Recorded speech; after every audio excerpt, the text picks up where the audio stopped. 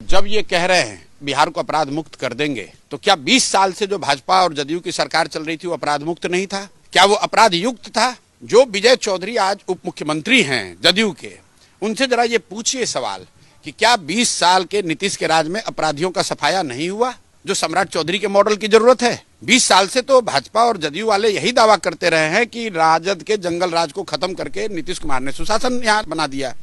तो अगर बिहार में सुशासन 20 साल से चल रहा था तो किस अपराध मुक्त की बात सम्राट चौधरी कह रहे हैं? पहली बात तो ये है कि जदयू के कितने नेता मंत्री ये मानने को तैयार हैं कि नीतीश कुमार का जो 20 साल का राज था उसमें अपराधियों का बोलबाला रहा है, जिसकी सफाई सम्राट चौधरी को करने की जरूरत है।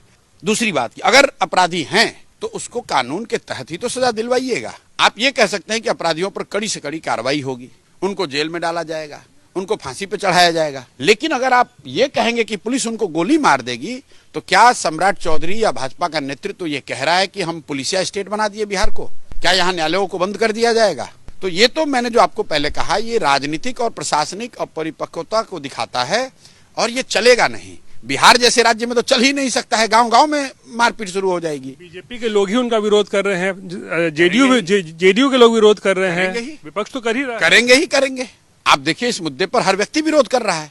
जिस महापंचायत की आप बात कर रहे हो तो सब भाजपा ही वहां बैठे हुए थे, भाजपा से जुड़े हुए संगठनों के लोग बैठे हुए थे। कौन व्यक्ति इस बात के लिए सहमति देगा कि आप किसी सामाजिक कार्यकर्ता को, जो समाज के लिए लड़ रहा था या समाज के लिए आवाज उठा रहा था, उसको आप गोली क्यों मार देंगे?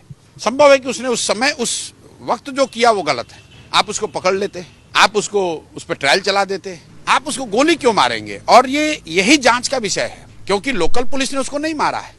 लोकल पुलिस तो 3 दिनों से वहां जा रही थी, एसटीएफ ने मारा है। तो ये जांच का विषय है कि आखिर एसटीएफ को क्यों भेजना पड़ा? वो कोई दुर्दांत अपराधी आतंकवादी तो था नहीं।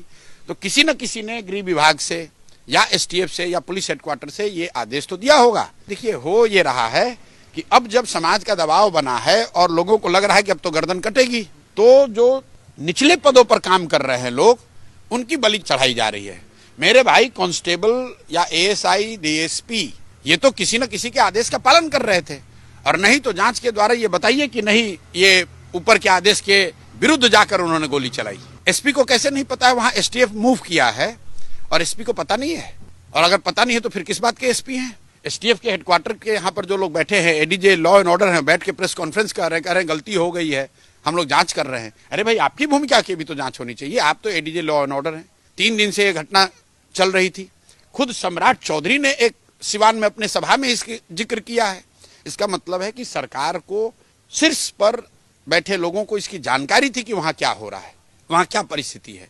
उस परिस्थिति के नजरिए से आपने वहां एसटीएफ भेजा, पुलिस फोर्स भेजा और उसने गोली चलाई है। तो ये साफ दिखाता है कि ये किसी मालाकार साहब ने अकेले गोली नहीं चलाई है, कोई डीएसपी की ताकत नहीं है। जब तक एसपी, एसटीएफ और गृह विभाग के आला अधिकारियों ने हरी झंडी नहीं दिखाई होगी, तब तक इस तरह के मामले नहीं हो सकते हैं।